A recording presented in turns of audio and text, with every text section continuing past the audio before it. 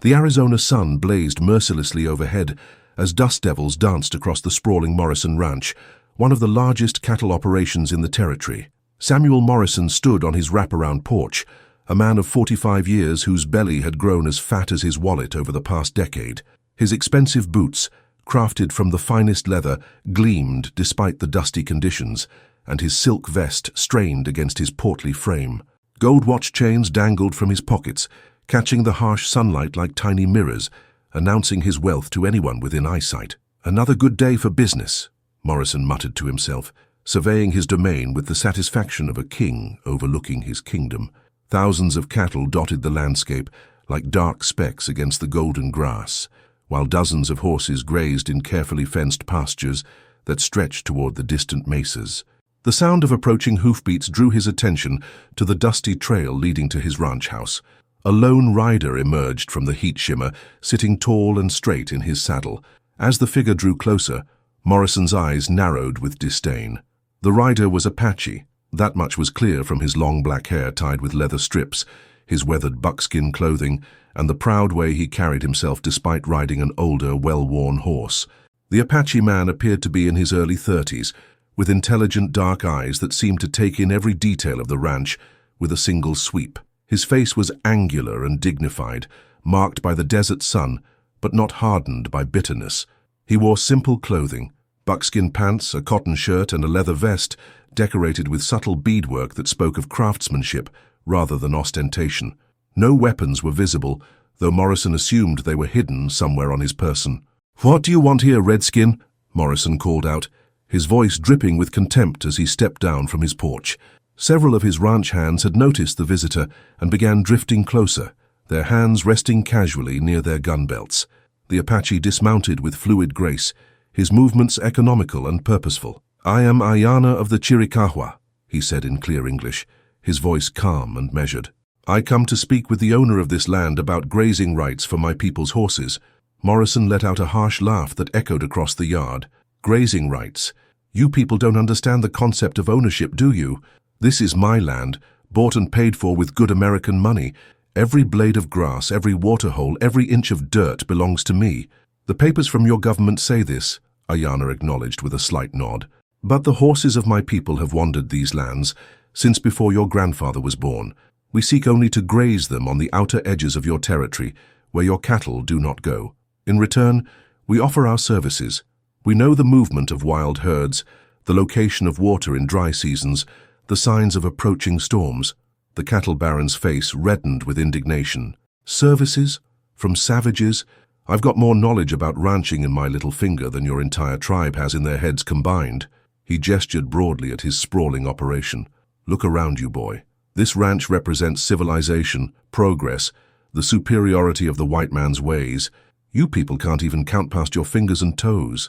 Aiyana's expression remained serene, though something flickered briefly in his dark eyes. "You believe we cannot count? Hell, I know you can't," Morrison boomed, his voice carrying across the ranch yard. "Why, I bet you couldn't accurately count the horses in my main pasture if your life depended on it. Matter of fact, I'm so confident about that, I'll make you a wager." The ranch hands had gathered closer now, sensing entertainment. Among them was Jake Phillips, Morrison's foreman, a grizzled man of 50 whose loyalty to his boss was matched only by his prejudice against the local tribes. There was also young Tommy Chen, barely 18, whose Chinese heritage had taught him what it felt like to be looked down upon, though he rarely spoke up about it. "What sort of wager?" Aiyana asked quietly. Morrison's eyes gleamed with malicious amusement, simple enough for even an Apache to understand. "You see that pasture there?" He pointed to a large fenced area about a quarter-mile away, where horses grazed in the afternoon heat. "I've got horses scattered all through there, some in the open, some resting under the cottonwoods, some you can barely make out in the distance. Count them all, and I mean every single horse, and get the number exactly right, and I'll deed this entire ranch over to you." A murmur ran through the assembled ranch hands.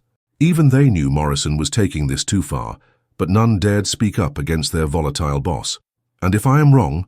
Aiyana asked. "When you're wrong," Morrison corrected with a sneer, "you and your people stay off my land permanently. No grazing, no water, no crossing through my property for any reason. You'll have to take your horses 20 miles south to the next water source." The Apache leader studied the distant pasture thoughtfully. The horses were indeed scattered widely, some visible as small dots, others partially hidden by trees and brush. It would be an enormous challenge, even for someone with exceptional eyesight and patience. "This wager seems unfair to you," Aiyana said finally. "You offer your entire ranch against only my people's access to land we do not own. Are you certain you wish to make such a bet?" Morrison's laughter boomed across the yard. "Unfair to me, that's rich. Boy, I'm so certain you can't count my horses that I'd bet everything I own on it. Hell, I'm being generous, even offering the wager. You should be thanking me for the chance to try." Aiyana was quiet for a long moment, his gaze moving from Morrison to the assembled ranch hands, then to the distant pasture where the horses grazed peacefully in the heat. The silence stretched uncomfortably, broken only by the lowing of cattle and the whisper of wind through the mesquite bushes. "I accept your wager," he said simply. Morrison's grin widened until it seemed to split his face. "Well, I'll be damned. Jake, you hear that? The Apache thinks he can count horses." The foreman chuckled and shook his head, while the other hands exchanged glances that mixed amusement with unease. "When do you wish to begin?" Aiyana asked. "Right now," Morrison declared. "No point in waiting. The sun's still high enough to see by, and I want to get this foolishness over with so you can ride out of here before dark." He pulled out his gold pocket watch with a flourish. "I'll give you until sunset. That's about 3 hours. Should be more than enough time for a counting expert like yourself." Aiyana nodded and began walking toward the pasture, his movements unhurried despite the magnitude of the task before him. Morrison and his men followed at a distance, confident in the outcome, but curious to see how the Apache would approach the impossible challenge. As they reached the fence line, the true scope of the task became apparent. The pasture was enormous, stretching nearly a mile in each direction, with horses scattered throughout. Some grazed in tight groups, others stood alone under shade trees, and still others were barely visible as distant shapes near the far fence line. "Changed your mind yet?" Morrison called out mockingly. Aiyana didn't respond. Instead, he climbed onto the fence and sat perfectly still for several minutes, his keen eyes scanning the entire pasture with the intensity of a hawk searching for prey. Then, without a word, he dropped down from the fence and began his count. The wager had begun. Aiyana moved with deliberate precision across the vast pasture, his approach so methodical that it puzzled the watching ranch hands. Rather than rushing about trying to count horses randomly, he began at the northeast corner of the fence and started working his way systematically across the field in carefully planned sections. Morrison stood with his men at the fence line, his initial amusement gradually giving way to curiosity as he watched the Apache's unusual technique. "What the hell is he doing?" the cattle baron muttered, squinting against the afternoon glare. Jake Phillips, the grizzled foreman, spat into the dust. "Looks like he's dividing the whole pasture into squares, boss. See how he's walking those straight lines." Indeed, Aiyana appeared to be mentally mapping the enormous pasture into a grid system. He would walk to a specific point, stop and spend several minutes observing a section of the field. Then he would move to another predetermined location and repeat the process. Most remarkably, he seemed to be keeping track of not just the horses he could see clearly, but also noting the partially hidden ones and even the distant shapes that were barely visible to the naked eye. Tommy Chen, the young Chinese ranch hand, watched with growing fascination. Unlike the others, he recognized intelligence when he saw it, having learned to observe carefully to survive in a world that often dismissed him as inferior. "He's not just counting," Tommy said quietly. "He's mapping." "Mapping what?" Morrison snapped, irritated by the suggestion that there was more to this than simple counting. "The horses, sir. Look at how he stops and studies each section. He's memorizing where every horse is located, probably so he doesn't count any of them twice." Morrison's expression darkened. He hadn't considered that the Apache might actually have a systematic approach to the challenge. The cattle baron had assumed that Aiyana would wander around randomly, get confused and give up, or provide a wildly inaccurate number. As the afternoon wore on, Aiyana's method became even more apparent. He had divided the massive pasture into what appeared to be 16 sections, and he was working through each one with painstaking care. In each section, he would identify groups of horses, individual animals, and even those resting in shade where they were difficult to spot. What impressed Tommy most was how the Apache seemed to understand horse behavior. When he encountered a group grazing together, he didn't just count the visible animals, he looked for signs of others that might be hidden behind the visible ones. He observed their body language and positioning to determine if there were foals or other horses obscured from view. "He knows horses," Tommy said under his breath, more to himself than to the others. "What did you say, boy?" Morrison demanded. Tommy hesitated, knowing his opinion wasn't welcome, but his fascination with Aiyana's technique overcame his caution. "I said he knows horses, sir. The way he's reading their behavior, looking for hidden animals, understanding how they group together. He's not just counting, he's thinking like they do." Morrison's face reddened. "Nonsense. He's just a savage trying to look impressive. There's no way he can accurately count all those animals, no matter what fancy walking pattern he uses." But as the sun began its descent toward the western mountains, painting the sky in shades of orange and purple, it became clear that Aiyana was not struggling with the task. If anything, he seemed to be proceeding with quiet confidence, his movements never hurried, never uncertain. By the time he had covered 12 of his 16 sections, even Jake Phillips was beginning to look uneasy. "Boss," he said quietly, "what if he actually gets it right?" "He won't," Morrison snapped, but his voice lacked its earlier confidence. "He can't. It's impossible for anyone to count every horse in that pasture accurately, especially not some uneducated Apache." As if hearing the doubt in his boss's voice, Aiyana paused in his systematic survey and walked back toward the fence where the men waited. His expression remained calm, but there was something in his dark eyes that suggested he was aware of their growing anxiety. "You have questions about my method," he said simply. Morrison puffed out his chest, trying to regain his bluster. "Just wondering when you're going to give up and admit defeat. The sun's getting low and you've still got a quarter of the pasture left." "I do not give up easily," Aiyana replied. "And I'm not merely counting horses. I am learning them." "Learning them? What's that supposed to mean?" Aiyana gestured toward a group of horses grazing about 200 yards away. "The bay mare with the white blaze. She is the leader of that group of 7, but there are actually 9 horses there, because the paint stallion is standing behind the cottonwood, and there is a yearling colt lying down in the grass behind the sorrel gelding." Morrison squinted toward the group Aiyana had indicated. He could clearly see 7 horses, but the other 2 were not visible to him. "You're guessing," he accused. "Am I?" Aiyana asked quietly. He cupped his hands around his mouth and made a sound that was part whistle, part call. The horses in the distant group raised their heads, and as they shifted position in response to the sound, the paint stallion stepped out from behind the tree, and the yearling colt stood up from where it had been resting in the grass. Tommy Chen's eyes widened in amazement. Even Jake Phillips looked impressed despite himself. Morrison's mouth opened and closed without sound. "You see," Aiyana continued, "horses are not simply numbers to be counted. They are individuals with relationships, behaviors, and patterns. The mare guards her foal. The stallion positions himself to watch for threats. The yearling seeks comfort close to others. When you understand these things, you can find the horses that hide from casual observation." "Lucky guess," Morrison managed, but his voice sounded hollow. Aiyana studied the cattle baron's face for a moment, and something like pity flickered in his expression. "Mr. Morrison, you own many horses, but do you know them? Can you tell me which mare is ready to foal?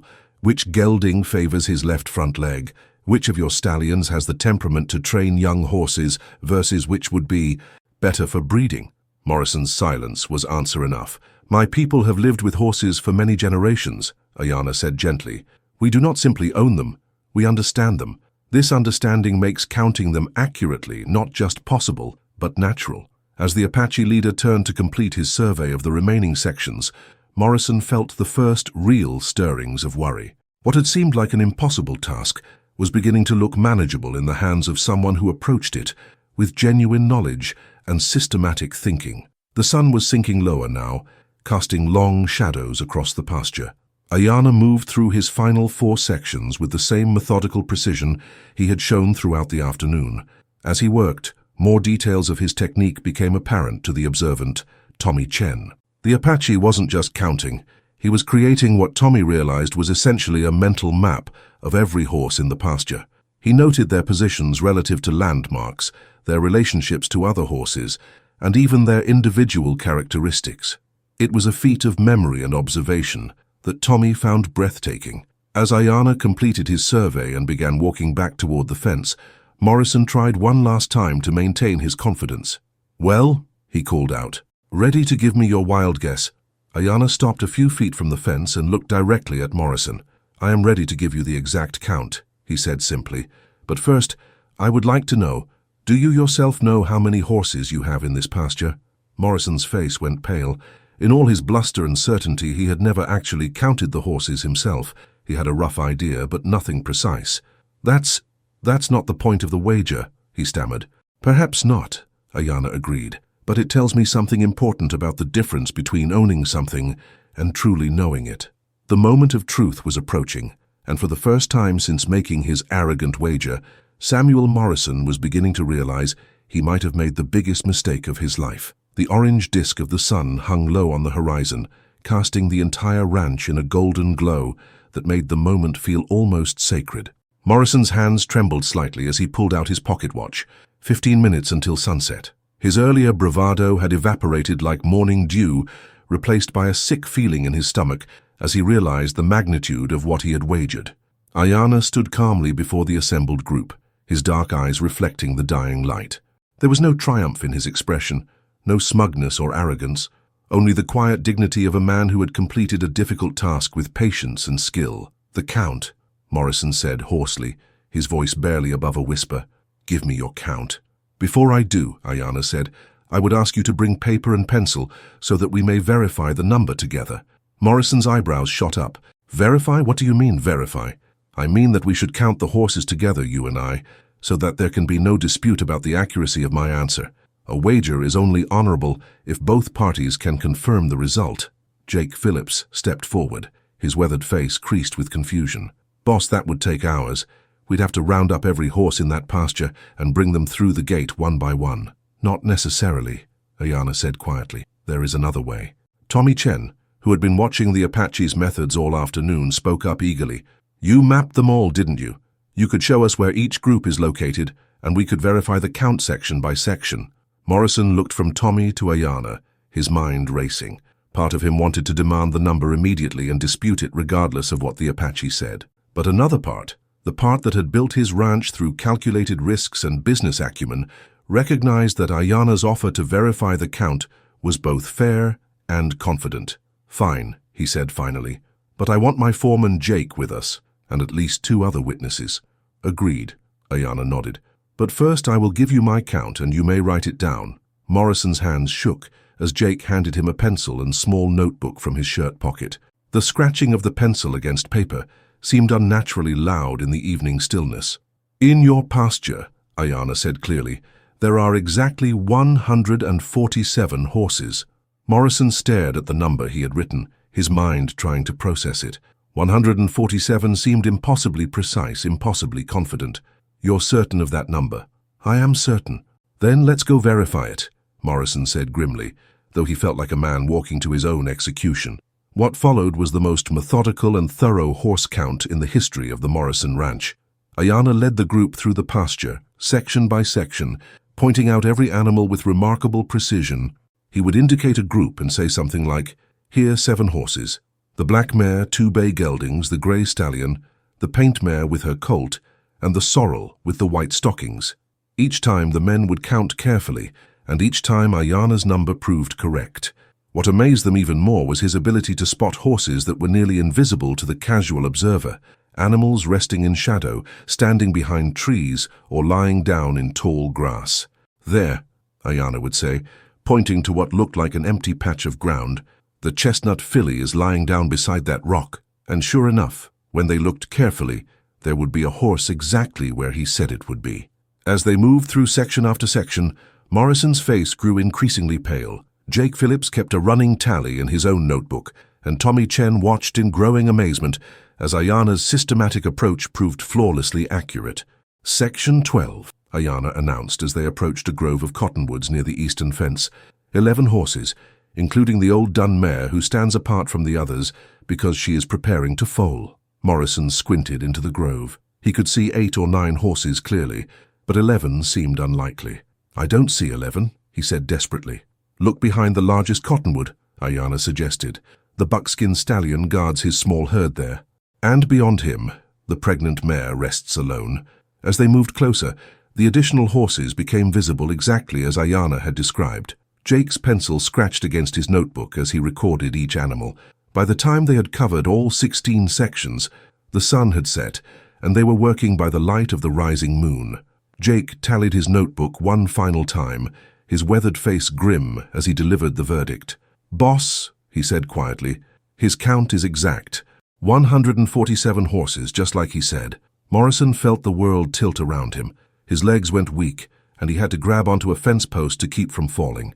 Everything he had built, everything he owned, lost in a moment of arrogant stupidity. "The ranch is yours," he whispered, the words tasting like ashes in his mouth. But Aiyana's response was not what anyone expected. "No," the Apache said simply. Morrison's head snapped up. "What?" "I said no. I do not want your ranch. But you won the wager, fair and square." Aiyana was quiet for a long moment, his gaze moving across the moonlit landscape. When he spoke, his voice was gentle but firm. "Mr. Morrison, this afternoon you challenged me not because you sought a fair competition, but because you believed I was inferior to you. You wagered your ranch not from confidence in your horses, but from contempt for my people." Morrison's face burned with shame, but he couldn't deny the truth of the words. "A wager born from prejudice and hatred has no honor," Aiyana continued. "To take your ranch would make me complicit in your disrespect for both of us. I am not here to prove Apache superiority over white men. I am here to seek a path where both our peoples can prosper." Jake Phillips stared at the Apache in amazement. "You're turning down a ranch worth $50,000? "I'm choosing honor over wealth," Aiyana replied, "though I would ask Mr. Morrison to remember this day. Your horses are magnificent animals, but they deserved an owner who knows them as individuals, not just as property. Your land is rich and beautiful, but it deserves someone who understands that true ownership comes from stewardship, not just legal papers." Morrison felt tears prick his eyes. In all his years of business dealing, he had never encountered anything like this. A man who would turn down a fortune won fairly because the victory itself was tainted. "What do you want then?" Morrison asked, his voice hoarse with emotion. "What I asked for originally," Aiyana said simply. "Grazing rights for my people's horses on the outer edges of your land, where your cattle do not go. In return, we will share our knowledge of the horses, the weather, and the land. We will help you become a better steward of what you own. And if I refuse," Aiyana shrugged, "then we will find another way, but you will have missed an opportunity to learn something valuable." Morrison looked around at his men, seeing his own shame reflected in their faces. Tommy Chen was looking at him with something that might have been hope, while Jake Phillips just shook his head slowly.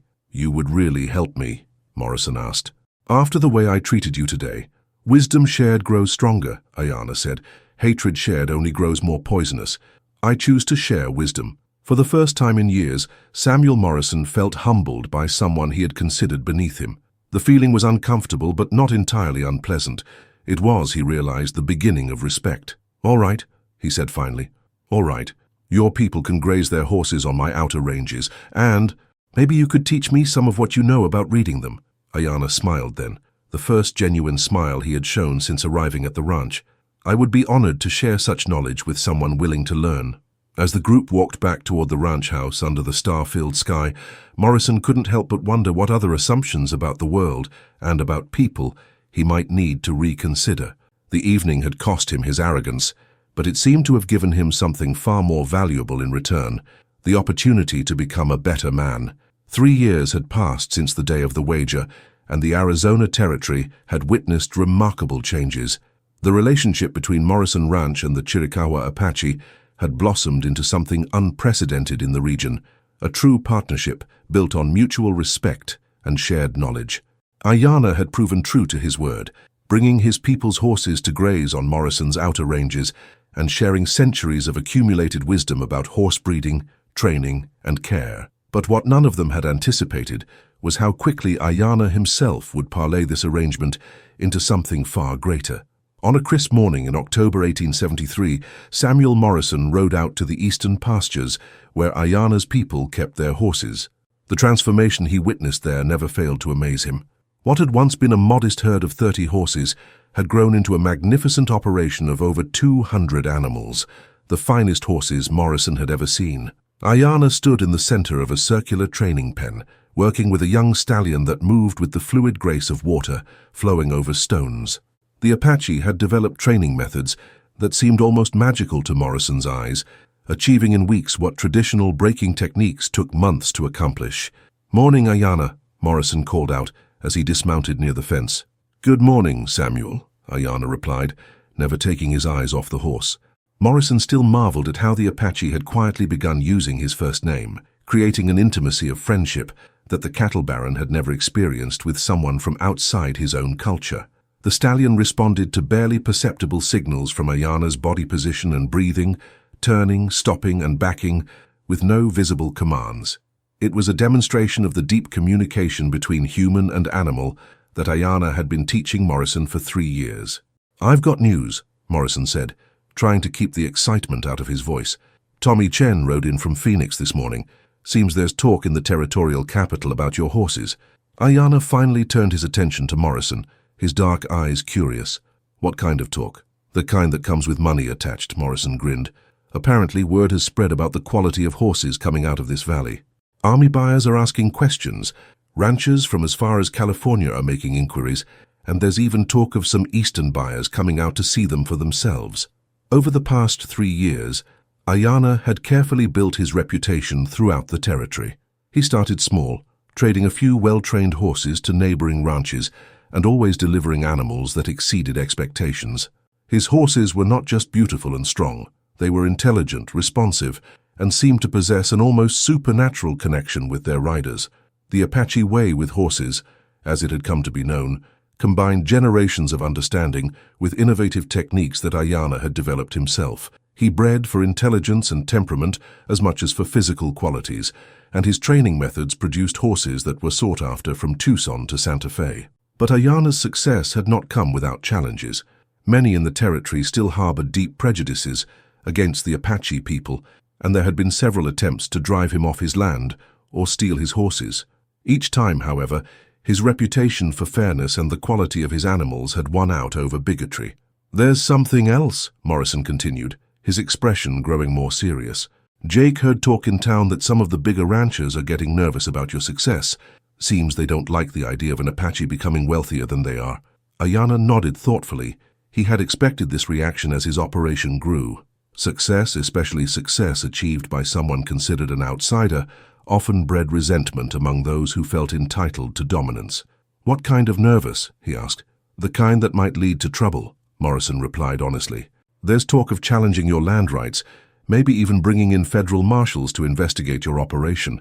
Some folks are spreading rumors that you must be stealing horses to build up your herd so quickly." This was a serious accusation in territory where horse theft was often punished by hanging. Aiyana's success had been built entirely on careful breeding, intelligent trading, and the superior training methods he had developed, but proving that to hostile officials might be difficult. "I have all the papers for every horse I own," Aiyana said calmly. "Breeding records, purchase agreements, trading documents. My operation is completely legal." "I know that, and you know that," Morrison said. "But legal and safe aren't always the same thing out here." As if summoned by their conversation, the sound of approaching riders drew their attention to the trail leading from town. A group of 6 men rode toward them, their faces grim and their hands resting conspicuously near their weapons. Morrison recognized the leader immediately, Marcus Blackwood, owner of the largest cattle operation in the northern part of the territory. Blackwood was a man who had built his wealth through aggressive business practices and political connections, and he had never made any secret of his contempt for the local Apache tribes. "Morrison!" Blackwood called out as the group approached. "We need to talk." Samuel Morrison walked forward to meet the riders, positioning himself between them and Aiyana. The gesture was subtle but significant.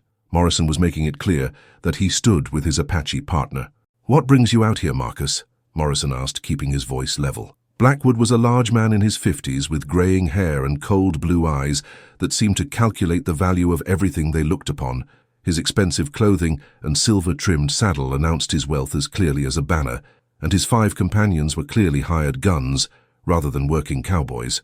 "I think you know why we're here," Blackwood said, his gaze moving past Morrison to focus on Aiyana. "This Apache has been getting ideas above his station, building up a horse operation that's cutting into honest businessmen's profits." "Aiyana's operation is completely legitimate," Morrison said firmly. "Every horse he owns was acquired legally, and his breeding and training methods are his own innovation." "Innovation?" Blackwood laughed harshly. "Indians don't innovate, Morrison. They steal, they copy, or they get help from white men foolish enough to give it to them. No savage builds an operation like this without outside help or illegal activity. Aiyana had remained silent during this exchange, but now he stepped forward.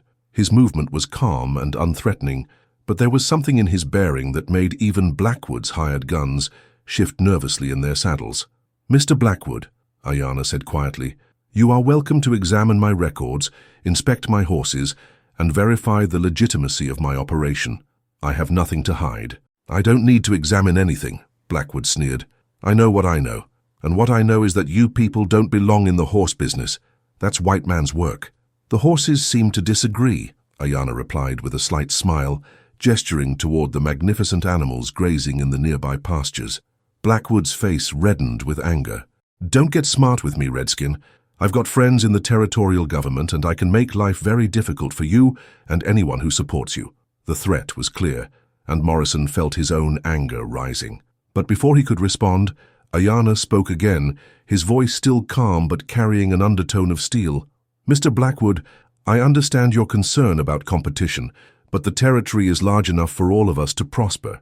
If you believe your horses are superior to mine, perhaps we could arrange a demonstration that would settle the matter fairly." "What kind of demonstration?" "A simple test," Aiyana said.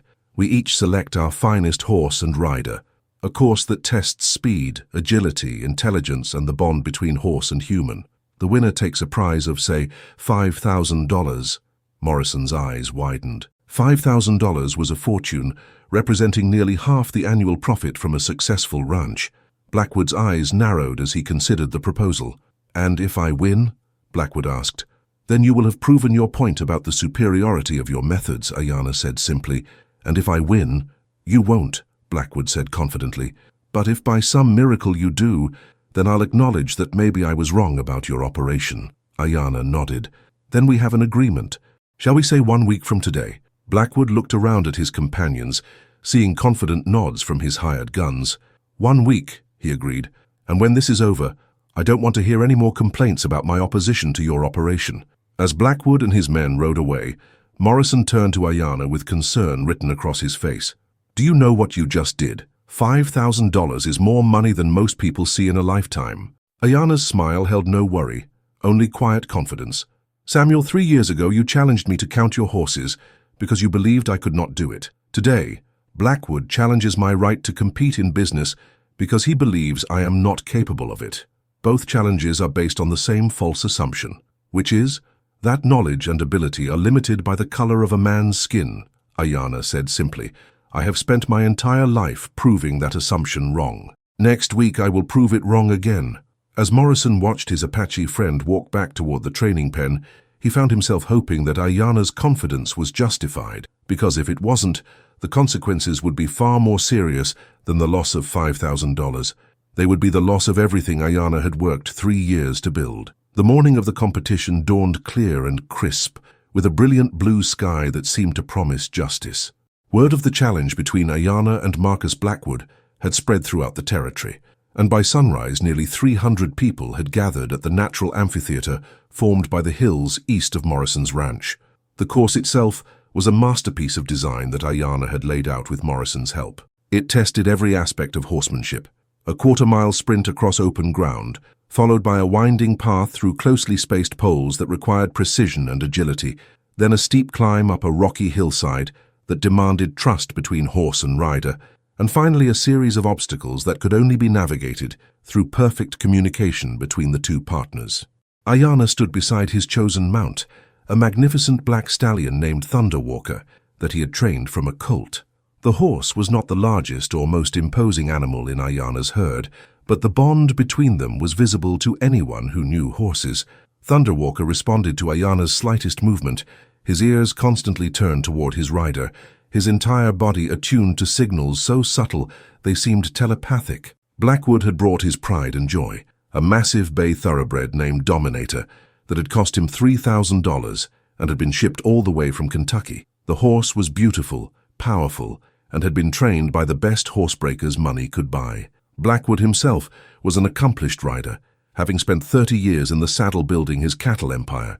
"Gentlemen," called out Judge Harrison, the territorial magistrate who had agreed to oversee the competition, "the rules are simple. First rider to complete the entire course wins the prize money. Any rider who fails to complete an obstacle must start that section over. Any form of abuse to the animals will result in immediate disqualification. Morrison stood with Tommy Chen and Jake Phillips at the starting line, his heart pounding with nervousness. Over the past week, he had watched Aiyana practice the course dozens of times, and he knew his friend was prepared. But Blackwood's thoroughbred was an impressive animal, and the stakes were higher than just money. They were fighting for Aiyana's right to succeed in a world that wanted to deny him that opportunity. "Riders, take your positions," Judge Harrison called out. Aiyana swung onto Thunderwalker's back with fluid grace, settling into the saddle as if he and the horse were two parts of the same being. Blackwood mounted Dominator with practiced efficiency, his face set in grim determination. "Begin!" the judge shouted, and both horses exploded forward. Dominator's superior size and thoroughbred breeding showed immediately in the quarter-mile sprint. The big bay pulled ahead by 2 lengths, his powerful strides eating up the ground while Blackwood leaned low over his neck, urging him forward. But as they approached the pole-weaving section, the advantage began to shift. Dominator was fast, but he had been trained for straight-line speed. The tight turns and precise maneuvering required for the poles demanded a different kind of athleticism and, more importantly, a different kind of partnership. Thunderwalker flowed through the poles like water flowing around rocks, responding to pressure from Aiyana's legs and subtle shifts in weight that guided him through the course without breaking stride. Aiyana never pulled on the reins, never forced his mount. Instead, he and Thunderwalker moved as a single entity, each anticipating the other's needs. Dominator, despite his training, required more direct guidance from Blackwood. The big thoroughbred knocked over 2 poles and had to circle back to retry those sections, costing precious time and allowing Thunderwalker to take the lead. As they approached the steep hillside climb, murmurs ran through the crowd. This was the section that would test the trust between horse and rider. The path up the rocky slope was narrow and treacherous, with loose stones that could cause a fall if a horse lost its footing or panicked. Thunderwalker attacked the climb with the confidence of a mountain goat, his small hooves finding secure purchase on rocks that seemed too small to support him. Aiyana leaned forward in the saddle, his body moving in perfect harmony with his mount's efforts, never unbalancing the horse or interfering with his careful navigation of the dangerous terrain. Dominator was more cautious on the climb, his larger frame making the narrow path more challenging. Blackwood, to his credit, recognized his horse's limitations and didn't push too hard, allowing the thoroughbred to pick his way carefully up the slope. But the caution cost them time and widened Thunderwalker's lead. The final section, the obstacle course, was where Aiyana's training methods truly shone. The obstacles had been designed to require not just physical ability, but intelligence and problem-solving skills from both horse and rider. There were gaps to jump, tight turns to navigate, and even a section where the horse had to step carefully through a series of ground poles laid out in a complex pattern. Thunderwalker approached each obstacle with calm intelligence, pausing briefly to assess the challenge before proceeding with confidence. Aiyana's role was almost invisible. He simply sat quietly in the saddle, allowing his horse to use the intelligence and judgment that 3 years of patient training had developed. Dominator, despite his impressive breeding and training, struggled with the mental challenges of the course. The big thoroughbred had been trained to be fast and powerful, but not necessarily to think independently or solve problems. Blackwood found himself having to give more and more direct commands, pulling and pushing his mount through obstacles that Thunderwalker had navigated intuitively. As the 2 horses approached the final jump, a 4-foot barrier that required both courage and precise timing, Thunderwalker held a commanding lead. But the competition wasn't over yet. Dominator was still a magnificent athlete, and if he could clear the jump cleanly while Thunderwalker stumbled, the race could still be won. Thunderwalker approached the jump with steady rhythm, neither rushing nor hesitating. 3 strides out, Aiyana felt the horse gather himself, muscles coiling like springs. 2 strides out, Thunderwalker's ears pricked forward as he measured the obstacle. 1 stride out, horse and rider rose together, sailing over the barrier with room to spare. Dominator came to the jump with less composure, still feeling the pressure from Blackwood's earlier demands for speed and compliance. The big thoroughbred rushed his approach slightly, and though he cleared the obstacle safely, his landing was awkward and cost him the few seconds he might have made up in the final sprint to the finish line. Thunderwalker crossed the finish line 3 lengths ahead of Dominator, and the crowd erupted in cheers. Even many of those who had come to support Blackwood found themselves applauding the magnificent display of horsemanship they had just witnessed. Aiyana dismounted and spent several minutes caring for Thunderwalker, checking the horse for any injuries and offering him water before he even acknowledged his victory. It was this attention to his mount's welfare that finally won over the last few skeptics in the crowd. Blackwood rode up to where Aiyana stood with his horse, his face flushed with exertion and something that might have been embarrassment. For a long moment, the two men looked at each other across the cultural divide that had brought them to this competition. "I owe you an apology," Blackwood said finally, his voice loud enough for the nearby spectators to hear, "and $5,000. "The apology is more valuable than the money," Aiyana replied graciously, "and it is accepted." As Blackwood rode away, already planning how to implement some of Aiyana's training techniques with his own horses, Judge Harrison stepped forward with the prize money. But Aiyana's response surprised everyone once again. "Judge Harrison," he said, "I would like to use this money to establish a school." "A school?" the magistrate asked, puzzled. "A place where both Apache and white children can learn together," Aiyana explained. "Where they can learn about horses, about the land, and about each other, so that future generations will not need competitions like this one to prove their worth to each other." The crowd fell silent as the implications of his words sank in. Here was a man who had just proven his superiority in the most public way possible, and his first thought was not of personal gain, but of building bridges between divided communities. Morrison stepped forward, his voice thick with emotion. "I'd like to contribute to that school," he said, "and I'd like to offer land for it to be built on." Over the following months, word of Aiyana's victory and his plans for the school spread throughout the territory and beyond. Investors from as far away as San Francisco began seeking him out, wanting to purchase his horses or learn his training methods.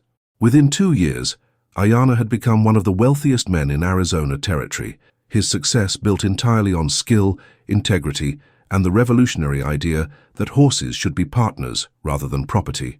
But it was 5 years later that Aiyana's true character was most fully revealed. Samuel Morrison, through a series of bad investments and unfortunate business decisions, found himself facing financial ruin. The man who had once been the richest rancher in the territory was about to lose everything, including the ranch where he had first met Aiyana. On a cold morning in December 1878, Morrison sat on his porch, staring at the foreclosure notice that would take effect at the end of the month. His cattle had been sold off to pay debts, most of his ranch hands had been let go, and his dreams lay in ruins around him. The sound of approaching hoofbeats drew his attention to the familiar figure of Aiyana riding up the trail. The Apache leader dismounted and approached the porch, his expression serious but kind. "I heard about your troubles," Aiyana said simply. Morrison's face burned with shame. "I suppose you've come to see how the mighty have fallen," he said bitterly. "I have come to offer help," Aiyana replied, "if you will accept it." "I can't pay back any loans," Morrison said. "I've got nothing left." "I am not offering a loan," Aiyana said. "I am offering a partnership.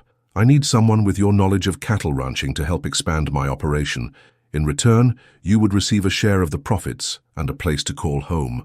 Morrison looked up at the man he had once dismissed as a savage, seeing the genuine compassion in Aiyana's dark eyes. "Why?" he whispered. "After the way I treated you when we first met." Aiyana smiled, the same gentle smile that had marked the beginning of their friendship 5 years earlier. "Because you taught me something important that day, Samuel. You showed me that people can change, that pride can give way to wisdom, and that respect can grow between men who start as enemies. You became my friend when you had nothing to gain from it. Now I have the chance to be your friend when you have everything to lose." Morrison felt tears slide down his weathered cheeks as he grasped the hand that Aiyana extended to him. "I'd be honored to be your partner," he said. As the two men shook hands on their new partnership, the morning sun broke through the clouds, casting golden light across the ranch that had been the site of both men's greatest lessons in humility and character. The school they would build together would stand for generations, teaching children of all backgrounds that wisdom, courage, and compassion were the only measures that truly mattered in judging a person's worth. And in the pastures where it all began, the horses grazed peacefully, unaware that they had been the teachers in one of the most important lessons the American West had ever learned about the true meaning of civilization.